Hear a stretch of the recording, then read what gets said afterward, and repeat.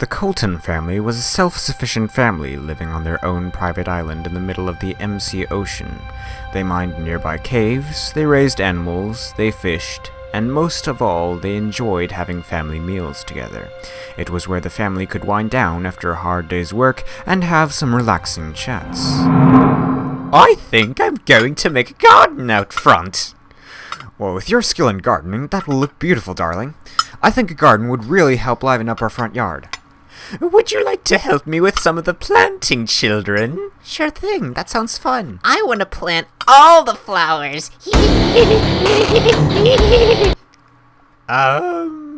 Okay. Alright, then it's settled. We'll start the first thing in the morning with tilling the dirt. What? No, this can't be happening. This makes 3 then. Why? Why must my father, mother, and now brother all have this? Why not me? If they died,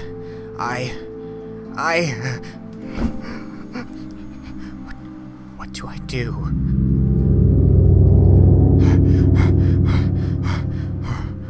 I need to keep this hidden from the family, the head butler muttered under his breath as he clutched a small object wrapped in black cloth with both of his hands.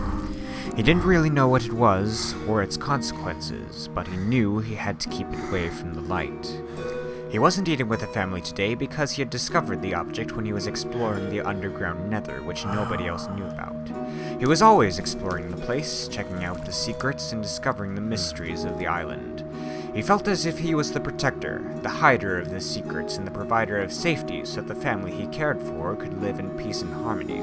But the pressures of this new environment were starting to grow the more he found out about the peculiarities of the place.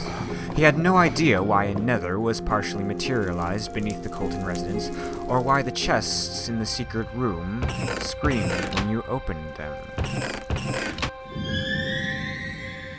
The middle daughter sat in silence at the dinner table. She was always the quiet one, keeping to herself and observing the world with little to say.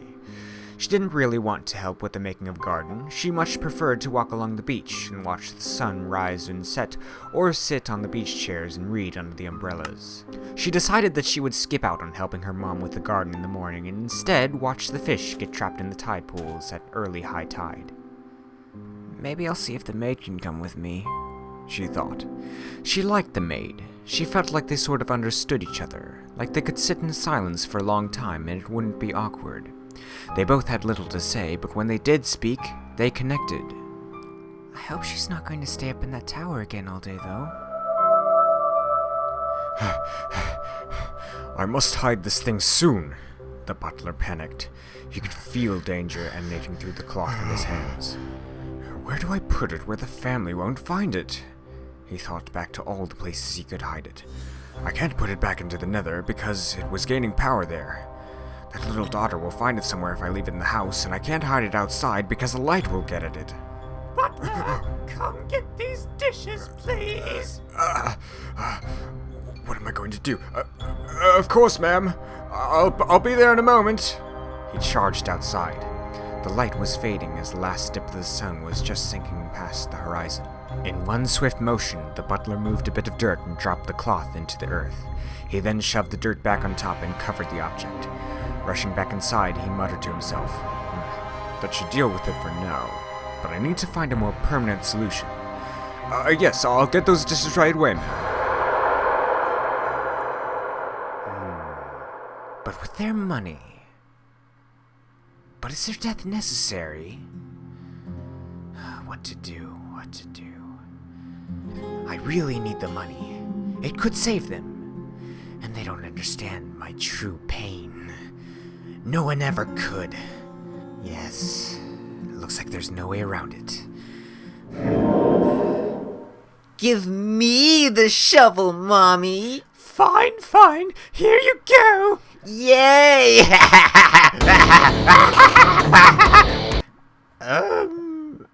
Yes. Okay. Right. Okay.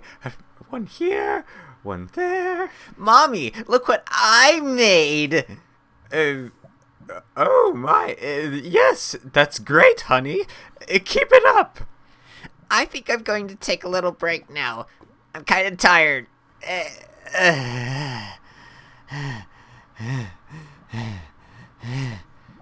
Okay, just a little bit more here, a little more there. Oh, wait, hang on 1 second.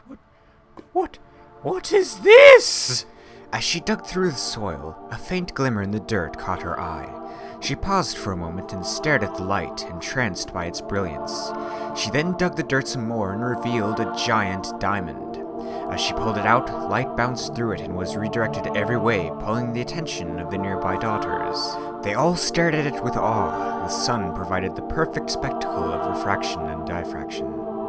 Suddenly, the wind picked up, and a cloud rushed to block the sun's light a little bit. Wow! This is the most beautiful diamond I have ever seen! After a while, she put the diamond into her pouch and continued to till the land. Just wait until I get to show this to my husband! The middle daughter strolled in silence along the small beach on the backside of the island. She was waiting for the tide to roll in so she could watch the tide pools refresh their stocks of sea life. The fish from the previous high tide were boring to watch, as they too were just waiting for high tide. She peered into the pool closer to the house, but nothing was moving in it. This one takes a lot longer to get refilled with sea life as it's higher up and further away from the water. She walked over to the other pool and sat next to it, watching the small waves lap against the shore with thirsty slurps. Later on that evening, both the maid and the middle daughter sat in silence as they watched the water wash over and over into the tide pool. Fish swam in and out of the pool freely, indecisive of where they actually wanted to remain. "If you were a fish, what would you do?" asked the maid, wanting to make the most of her last moments with the family. The middle daughter pondered for a bit and then replied, "I don't know. It doesn't seem like fish have families.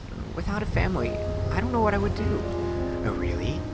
I might have thought you would just swim wherever you want. Besides, you don't do much with your family anyways. Aren't your sisters gardening with your mother right now?" "Yeah, but just because I don't talk or do much with them doesn't mean I don't love them." The maid felt a pang in her heart. "And you're my family too, you know," the daughter added as she stood up and walked away. A droplet of salty water formed under the maid's eye as her heart began pounding faster and faster. "Who is my family?" In a fluster, she grabbed the potion from her dress pocket and chucked it into a tide pool. "Where did it go? Where did it go?"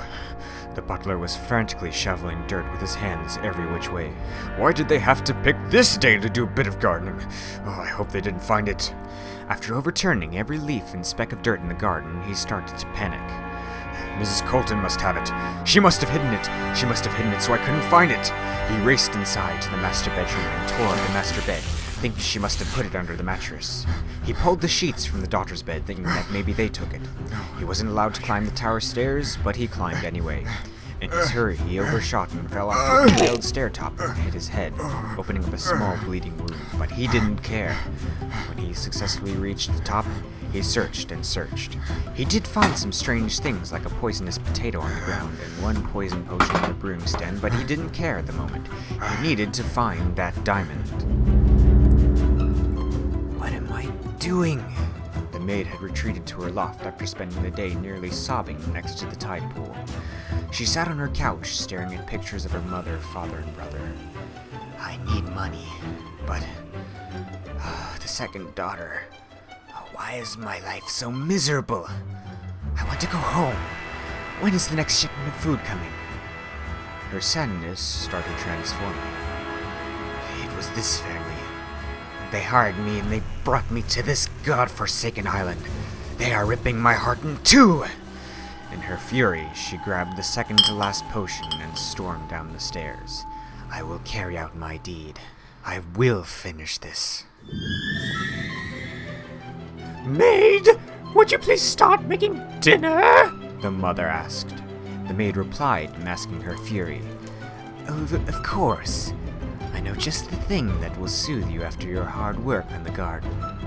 "Oh, that sounds delightful! Thank you so much!"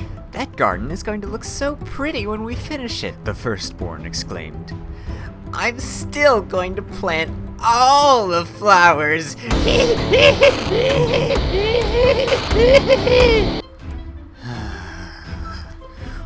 Oh, but look at this diamond! Mrs. Coulton held up the shining, glimmering diamond for all the table to see. It shimmered and sparkled in the dusk light streaming through the giant bay window. Wow, that's marvelous! Hey, Butler, come check this out. It's so beautiful. The butler, who was still ravenously searching, perked up and cautiously approached the dinner table. The light was flickering all over the walls and across the ceiling. He stared as he realized that Mrs. Coulton had had it all the time. What am I going to do? I can't just take it from him. He stood and stared just like everybody else. The maid who was serving the food was in the kitchen thinking, "This is it. I can't turn back now. The bottle's empty and it's all saturated in the food." She took a deep breath, closed her eyes, and mindlessly walked into the dining room. As soon as she got to the table, she saw the glowing diamond and slowed her step. She was in awe as she served the plates of food, forgetting about her previous thoughts. This would pay for everything. 4 times! Oh, cruel shimmer. Wow! So pretty! Shiny! And right at that moment, the moon had risen just enough on the other side of the house. The light from the sun shone through the west, the light from the moon shone through the east, and made a perfect path through the specially tinted glass of the mansion, and straight through the glimmering, shimmering, glowing diamond, causing an instantaneous rift in time and causing all the residents to vanish into an unknown dimension.